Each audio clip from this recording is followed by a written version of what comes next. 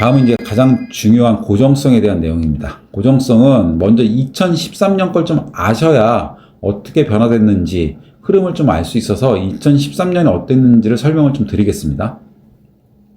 이 2013년 기준은 2024년 대법원 전압이 나오기 전까지 계속해서 적용되던 기준이란 말이에요. 이 내용이 어떤 거였냐면, 가장 큰 개념은 임의의 날에 소정근로를 다 근무하고 나면 내가 받을 돈, 오늘의 1일의 대가가 확정되는 것이 고정성이 있는 거고, 확정되지 않는 것이 고정성이 없는 거다. 이 개념이었어요. 그래서 오늘 내가 딱 근무를 하고 퇴근을 하면, 오늘 내가 받을 돈이 얼마네?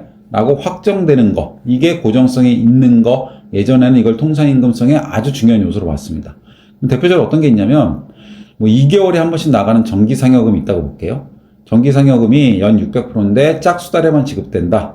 2월달, 4월달, 6월달 이런 식으로 짝수달에만 지급되는 정기상여금이 있다고 치면, 이 정기상여금이 급여지급일이 매월 25일이라고 가정을 하면 1월, 2월에 대한 정기상여금은 2월 25일 날 나가잖아요.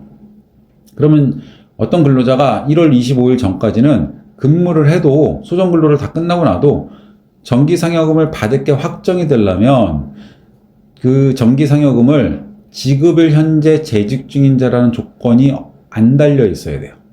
근데 지급일 현재 재직 중인 자만 지급하겠다라는 조건이 달려있는 정기상여금 같은 경우에는 2월 25일 전에는 소정근로를 제공을 해도 근로자가 만약에 퇴사를 한다라면 그 전에 그 근로한 만큼의 정기상여금이 안 나가잖아요. 이런 경우는 고정성이 없는 거였어요. 그래서 근로를 하고 나서도 2월 25일이 돼봐야 하는 거다. 오늘은 내가 모른다. 1월달 현재는 만약에 모른다. 이건 고정성이 없는 거다.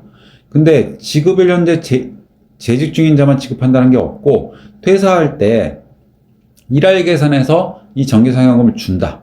예를 들어서 1월 말일 날 퇴사를 한다라면 2달치 정기상여금 중에 절반 금액은 퇴사할 때 일할 계산을 지급하면은, 이런 경우는 일할 계산을 해서 주니까 내가 언제 퇴사하더라도 그 날까지 근무한 만큼은 받게 되잖아요. 이런 경우는 고정성이 있는 거였어요.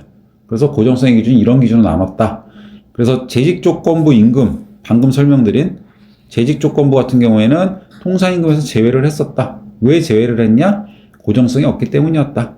그리고 근무일수 조건부, 예를 들어서 월 15일 이상을 근무하는 자, 월 만근한 자, 이런 경우처럼 특정한 특정한 일수를 채워야 되는 거, 해당 월에 만근을 결근이 없어야 되는 거, 이런 건 그때가 돼봐야 알잖아요. 한 달이 끝나봐야 하는 거잖아요. 이런 것도 고정성이 없어서 통상임금이 아니었다.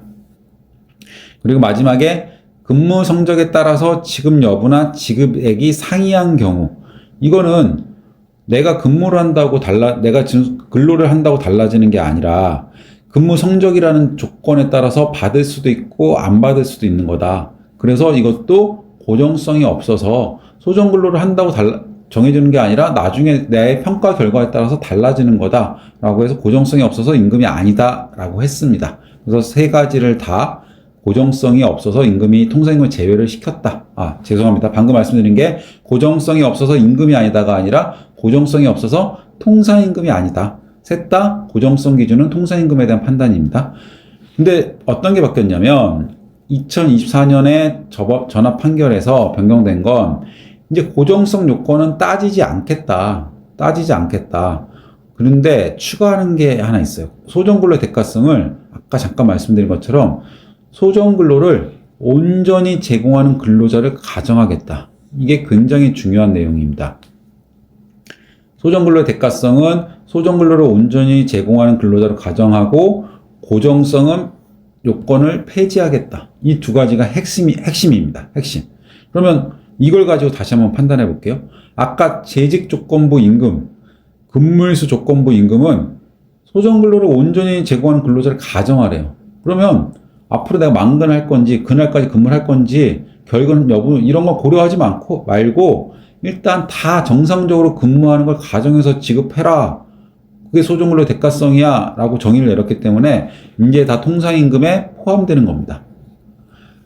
근데 여전히 근무 성적에 따라 달라지는 건, 평가 결과에 따라 달라지는 건, 내가 소정근로를 다 온전히 제공한다고 가정을 하더라도 평가 결과가 어떻게 되느냐는 소정근로의 대가성과 상관이 없잖아요.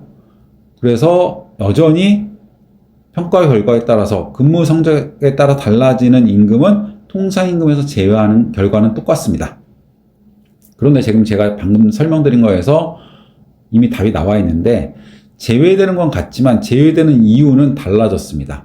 2013년 전압 판결에서 그 근무 성적에 따라 달라지는 임금을 통상임금에 제외한 이유는 소정근로의 대가성이 없기 때문이 아니라 고정성 제외 때문이었어요. 고정성이 없기 때문에 근무 성적에 따라 달라지는 임금은 통상임금이 아니야 라고 판단을 내렸는데 이번 전원합의체 2024년 전원합의체 판결은 이제 고정성은 따지지 않잖아요. 근데 여전히 근무 성적에 따라 달라지는 임금이 통상임금이 아니다라고 하는데 그 이유는 소정근로의 대가성이 없기 때문이다. 왜냐하면 소정근로를 충족하더라도 그 이외의 요건이 있다. 그 이외의 조건을 충족해야 된다라는 건 소정근로의 대가성이 없기 때문이다라고 판정을 내렸습니다. 그래서 이 부분은 같은 결과지만 그 이유가 다르다. 그래서 이걸 때로는 다른 임금성 판단할 때 중요한 요소이기 때문에 반드시 그 이유까지 알고 계시면 좋을 것 같습니다.